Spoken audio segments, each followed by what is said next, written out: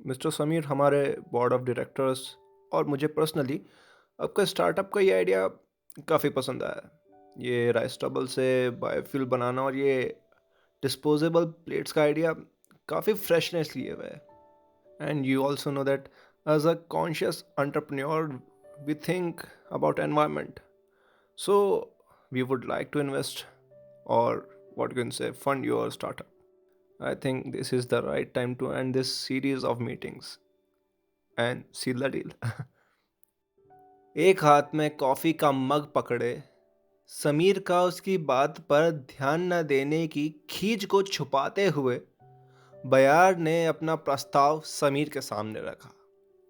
Office building के conference room में रखी उस बड़ी टेबल पर बयार और उसकी जी हाँ करने वाली फौज के दूसरी ओर बैठा समीर बयार को किनारे रखे कॉफी के कप की तरह अनसुना कर अपने फोन में नजरें गड़ाए बैठा था। Mister Sameer, mister Sameer, mister Sameer! 3 बार पुकारने के बाद समीर के ना सुनने पर अपना आपा खोते हुए बयार ने चिल्ला दिया और उसके चिल्लाने से वो सर्द कमरा गूंज उठा।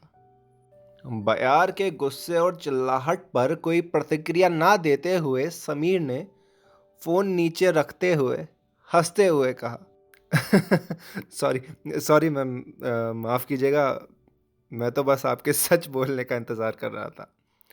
अब आप सच बोल नहीं रहे थे तो मैंने ये 2-3 मीम पेज के चक्कर लगा दिए। अब वो क्या है ना, आजकल सच वहीं तो मिलता है। मिस्टर समीर, तो आपको ऐसा लगता है कि मैम झूठ बोल रही है? बयार के पीए ने अपनी स्वामी भक्ति का परिचय देते हुए कहा। आप कह रही हैं कि आप एनवायरनमेंट कॉन्शियस हैं। आप ये करती है, वो करती है, वगैरह वगैरह वगैरह। पर आज शाम के 5 बजे आपके तीसरे प्योर एयर रेस्टोरेंट की ओपनिंग है और मैं तो आपके पिताजी की उस फैक्ट्री के बारे में तो भूल ही गया जो एनवायरनमेंट लॉज के वायलेशन करने में झंडे गाड़ रही है। और हाँ, उसकी शेयर होल्डर आप भी तो हैं। तब कहाँ गया था आपका ये पर्यावरण प्रेम? पर ठीक है, सबका अपना अपना शेयर बंधा है। गवर्नमेंट को अपना शेयर मिल जाता है, आपको अपना शेयर मिल जाता है और बाकी सब आप डेवलपमेंट तो कर ही रहे हो। मतलब इतने लोगों को नौकरी दे रहे हो तो अब चलता है ये सब। अब वही है कि भैया भय कोतवाल तो फिर डर काहे का। समीर ने चुटकी लेते हुए कॉफ़ी के कप को एक तरफ सरका कर अपना जवाब दिया। तो आपके हिसाब से बिजनेस करना गलत है? हाँ? नहीं नहीं, बिल्कुल नहीं जी। समीर ने बयार की बात को काटते हुए जवाब दिया। अजी, बिजनेस ही तो इस देश की बहुत बहुत समस्याओं का समाधान है। हर किसी को थोड़ी ना सरकार नौकरी दे सकती है।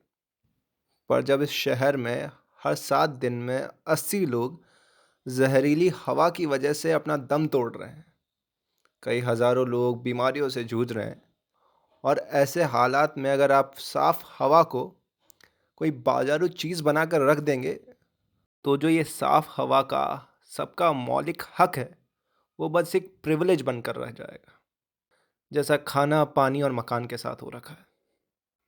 आपके पास तो पैसा है, अपॉर्चुनिटी है, आप एक ग्रीन रेस्टोरेंट खोल सकती हैं जहाँ पर ग्रीन क्रेडिट्स हों। पर वो यूनिक नहीं रहेगा ना, वहाँ लोग क्यों आएंगे, क्या यूनिकनेस है? पर जाने दीजिए, आप अपना प्योर एयर रेस्टोरेंट खोलिए। और सही सही बताऊं तो आपको आपको मेरे प्रोजेक्ट में कोई दिलचस्पी नहीं है। आपने शायद मेरी पीपीटीज भी ढंग से नहीं देखी होंगी। आपको मुझ में इन्वेस्ट नहीं करना है, आपको आपको मेरी क्लीन एनवायरनमेंट वॉरियर की इमेज में इन्वेस्ट करना है, जो आपको अपने इस नए रेस्टोरेंट के प्रमोशन के लिए चाहिए। ठीक है ना? यही तो है। समीर थोड़ा सांस लेने के लिए रुक गया। वो बयार के चेहरे पर उसकी हवा होते झूठ को देख पा रहा था। अपनी गणित बिगड़ते देख बयार ने आगे की रणनीति सोचने के लिए थोड़ी देर के लिए चुप्पी साध ली। नहीं नहीं सर, ऐसा कहाँ है? आप एकदम झूठ बोल रहे हैं। बयार की स्वामी भक्त असिस्टेंट आगे कुछ और कह पाती, उससे पहले बयार ने अपने हाथ के इशारे से उसे रोक दिया। इन सब के बीच समीर ने उठते हुए अपनी कुर्ते की जेब से अपना कार्ड निकालकर टेबल के ऊपर रखते हुए कहा, मैम, आपका जब सच कहने का और सुनने का मन करे तब बता दीजिएगा। सर कॉफ़ी तो ट्राई करते हैं, हमारे ऑफिस की कॉफ़ी बहुत बढ़िया है। बयार की असिस्टेंट ने समीर को रोकने की आखिरी कोशिश करते हुए कहा, सॉरी मैम, मैं कैफीन नहीं लेता। ये कहकर समीर वहां से निकल गया। कॉन्फ्रेंस रूम की सर्द हवा अब गर्मी पकड़ चुकी थी और शायद बयार का दिमाग भी। तभी तो बयार ने समीर का कार्ड उठा, खिड़की की ओर बढ़ते हुए एक सिगरेट जला दी।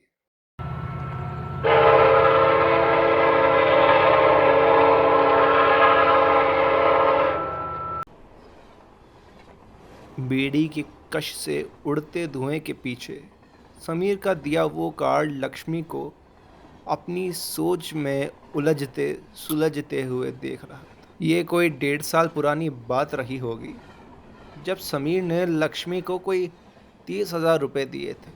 उन्हीं पैसों को लौटाने लक्ष्मी हरियाणा से दिल्ली की ओर जा रही थी। ट्रेन की खटर पटर के तले लक्ष्मी के ख्याल भी बिजली से दौड़ रहे थे।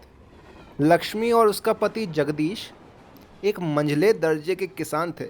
मतलब ये लोग महज 1.5 हेक्टेयर जमीन के मालिक थे। जुताई और बुवाई के मौसम में कहीं कहीं से कई कई मिन्नतें कर ये ट्रैक्टर उधार लाकर अपनी खेती किया करते थे और धान की कटाई के बाद बची पराली को लागत और मेहनत बचाने के लिए आग लगा दिया करते थे।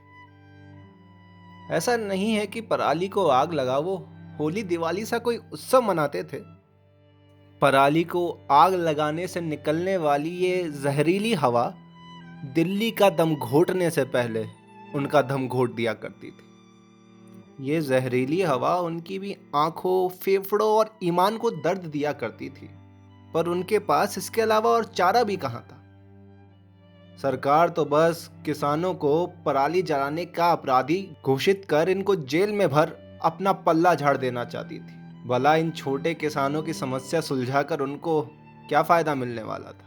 वो दिन अभी भी लक्ष्मी की यादों में अभी भी ताजा था। उस दोपहरी को सब्जी बनाने के लिए लक्ष्मी प्याज छौंक रही थी कि तभी जगदीश खेत से भागता हुआ घर की ओर आया। जगदीश हांफता हांफता कह रहा था, रे लक्ष्मी, गांव के किसी ने पुलिस को खबर कर दी। हरामजादे साले खुद जैसे खुद नहीं जड़ाते होंगे। रे लक्ष्मी, एक काम कर, थोड़े से पैसे बांध दे, अब ये मामला ठंडा होने दे, तब तक मैं कहीं छुप जाता हूँ। तू चिंता मत करी, मैं वापस आऊँ। इन सब बातों के बीच में चूल्हे पर रखी सब्जी जलकर राख हो चुकी थी और काला धुआं हर तरफ फैल चुका था। ये बात कहकर जगदीश जो गया, वो 3 महीने बीतने तक भी वापस नहीं आया। हाँ, बिजली का बिल और अगले फसल की बुआई का समय ठीक अपने वक्त पर था। इस 3 महीने के सवेरे शाम के इंतजार में लक्ष्मी टूट सी गई थी। दिखने पर वो जिंदा तो थी, पर उसकी आंखों से जिंदगी ओझल हो चुकी थी। ऐसा लग रहा था मानो चारों तरफ घना कोहरा छा गया है और कुछ नजर नहीं आ रहा। बस उन्हीं दिनों समीर पंजाब हरियाणा में पराली और प्रदूषण की जमीनी हकीकत जानने के लिए उस गांव पहुंचा था। यूं ही किसी गांव वाले ने मजाक मजाक में लक्ष्मी का हाल समीर को बता दिया था। समीर राह भटकने का बहाना बना लक्ष्मी के घर पहुंच गया। दरवाजे पर बैठी लक्ष्मी नफा नुकसान या यूं कहूं नुकसान का हिसाब लगा रही थी। दीदी, मैं रास्ता भटक गया हूँ, आप बता सकती हैं क्या कि मेन रोड में कैसे पहुंचूं? वो देख, जा रही है, पकड़ ले। लक्ष्मी ने अनमने मन से कहा, हाँ पर मैं यहाँ हूँ, मैं वहाँ कैसे जाऊँ? समीर ने जिद्दी बच्चे सा पैर पटकते कहा, रह इधर खड़ा रहने से तो रोड ना मिलने से रही, रोड तेरे पास न आने वाली, तुझे ही जाना पड़ेगा। पड़ वो देख, बारी, निकल ले। लक्ष्मी ने खींचते हुए कहा, तो शायद यही बात मैं आपसे कहना चाहूँगा कि चलना तो पड़ेगा। लक्ष्मी थोड़ा परेशान होकर बोली, रह कहना क्या चाहे? दीदी, बस मैं तो इतना कहना चाहता हूँ कि चलना तो पड़ेगा ही, कोई साथ हो या नहीं, चलना तो पड़ेगा ही। न जाने कैसे लक्ष्मी की परेशानी और असमंजस को पार कर ये बात उसके जहन में जा पहुंची। लक्ष्मी चुपचाप समीर को सुनने लगी। ज़िंदगी ऐसी ही है, ज़िंदगी कभी कभी बहुत ज़्यादा नाइंसाफ़ी कर देती है। जिसके हम हकदार भी नहीं होते हैं, भागीदार भी नहीं होते हैं, फिर भी वो नाइंसाफ़ी हमारे साथ हो जाती है, तो फिर क्या कर सकते हैं? रुक के कितना रो लेंगे? आगे तो बढ़ना पड़ेगा। ज़िंदगी रुकती नहीं है और ज़िंदगी रुक सकती नहीं है। बस आगे बढ़ती रहती है, आगे बढ़ती रहती है। और जब तक मौत ना आए तब तक ये खेल चलता रहता है और ये खेल में हमें खेलना ही पड़ेगा। तो बस हम इतना कर सकते हैं, खेल सकते हैं। हाँ, रही बात इस नफ़ा नुकसान के हिसाब की, तो मैं आपके अगले सीज़न की पराली अभी ख़रीद लेता हूँ। एडवांस मान लीजिए और अगले सीज़न में आपसे फसल ख़रीद लूँगा।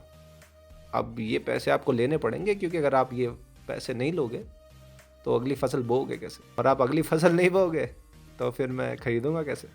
ये बात कहते हुए समीर ने लक्ष्मी के हाथ 30,000 रुपये रख दिए। 3 महीने के इंतजार में सर्द हवाओं से सूखी लक्ष्मी की आंखें भर आई थी। उसकी जबान ने लड़खड़ा कर कहा, ये बहुत ज्यादा से है। और तू पराली का क्या करेगो? रह कोई पूछेगो तो क्या बताऊं कौन है तू? समीर ने अपने कुर्ते में से अपना कार्ड निकालकर लक्ष्मी को थमाते हुए बोला, पराली का काम अब मुझ पर छोड़ दीजिए, उससे मैं बहुत सारे काम कर लूँगा। और मैंने आपको हिसाब लगाते देखा है, इसका मतलब आप पढ़ भी सकती हैं। तो ये कार्ड है, इस पे मेरा नाम लिखा है समीर। आपको कोई मुझसे बात करनी हो, कोई दिक्कत हो, तो इस पे मेरा फ़ोन नंबर और पता दिया हुआ है। जब भी आपकी इच्छा हो आदेश कर देना।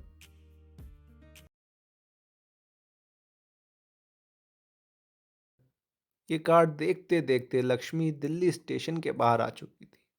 ये कार्ड उसे बता रहा था कि अभी उसकी मंजिल थी 23/4 सुभाष नगर। इस शहर ने कोहरे की चादर इस कदर ओढ़ रखी थी जैसे छोटे बच्चे सर्दी में गर्म कपड़े पहने रहते। आप उसके हाथ और चेहरे नहीं देख पाएंगे, बस अंदाजे से ही काम चलाना पड़ेगा। बस इसी अंदाजे में ये शहर चल रहा था। शायद सपनों का ऊंचा आसमां और भूख की गर्म हवा इस जहरीली हवा से कई ज़्यादा ज़रूरी होगी। रास्ते में कुछ लोग अपना झोला उठाए काम करने जा रहे थे। कुछ नौजवान बेढंगे तरीके से गाड़ी चला मादा को रिझाने की नाकाम कोशिशें कर रहे थे, तो कुछ एक्टिविस्ट हाथों में कागज के टुकड़े पकड़े दुनिया बदल रहे थे। मतलब कुल मिलाकर सब अपनी अपनी चूहा दौड़ में मशगूल थे। लक्ष्मी यूं तो जहरीली हवा की आदी थी, पर फिर भी इस शहर की हवा में कुछ कड़वाहट वो महसूस कर पा रही थी। इस कड़वाहट की वजह पॉल्यूशन थी, या फिर इस शहर में बैठे अपने मुंह से फूल बरसाने वाले नेतागण? अब ये बात तो मैं नहीं जानता। पर हाँ, आपकी जानकारी के लिए बता दूं कि हर साल इस देश में लगभग 17 लाख लोग जहरीली हवा से मारे जाते हैं। अरे अरे अरे, माफ़ कीजिएगा, गलती हो गई, बहुत गलती हो गई। मेरा मतलब ये है कि हर साल 2,60,000 करोड़ का नुकसान होता है इस देश को। माफ़ कीजिएगा, इंसानों के बारे में बताने लग रहा था। वैसे भी आजकल इंसान की जान की कीमत रही क्या गई है।